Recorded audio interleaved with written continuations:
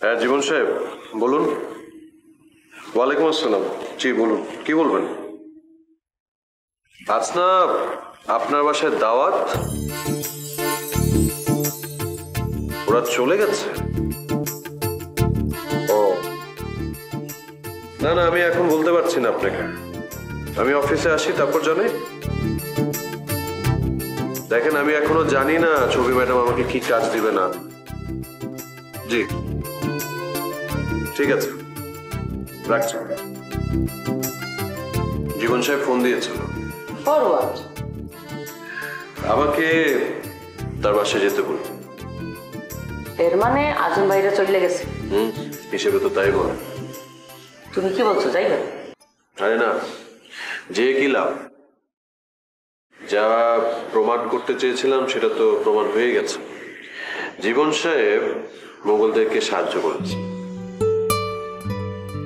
কথা হচ্ছে ওরা গেছে তো গেছে কোথায়?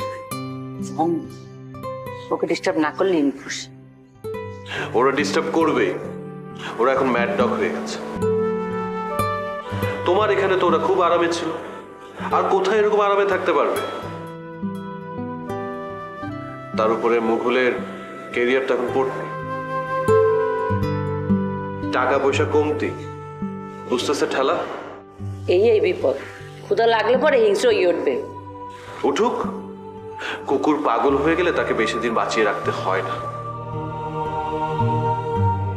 শোনো, আমি তোমাকে আগেও বলেছি এই জীবন সাহেবকে স্যাক করে দাও। ওনার ব্যাপারে একটা ডিসিশন, ঠিক আছে? উনি যতদিন পর্যন্ত কোম্পানিতে থাকবে তুমি ব্রেক ইভেনে যেতে পারবে না। ওনাকে সরিয়ে দাও, অন্য একটা মানুষকে অ্যাপয়েন্ট করো, দেখবে থর থর করে ব্রেক ইভেনে চলে গেছে।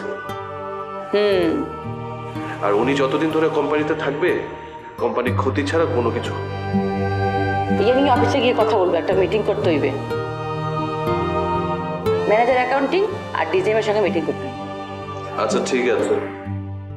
তোমাকে তো মই নিজেই জিএম পদে বসাতে চাইছিলাম, তুমি তো করতে চাইলে না। আমি পারতাম সেটা করতে, কিন্তু তুমি আমাকে যে পদে বসিয়েছো তার থেকে তো নিচে নামতে পারে না। মানে ডিরেক্টর থেকে জিএম হয় নাকি? ঠিক বলছো। কাম করি, তোমাকে মই ডিরেক্টর অফ মার্কেটিং বানাই ফেলাই। ভালো হয় না? আমি না আসলে সত্যি ভাবছিলাম ওই পদে না একজন লোক দরকার। শ্রম বিভাজন বলে তো একটা কথা আছে না?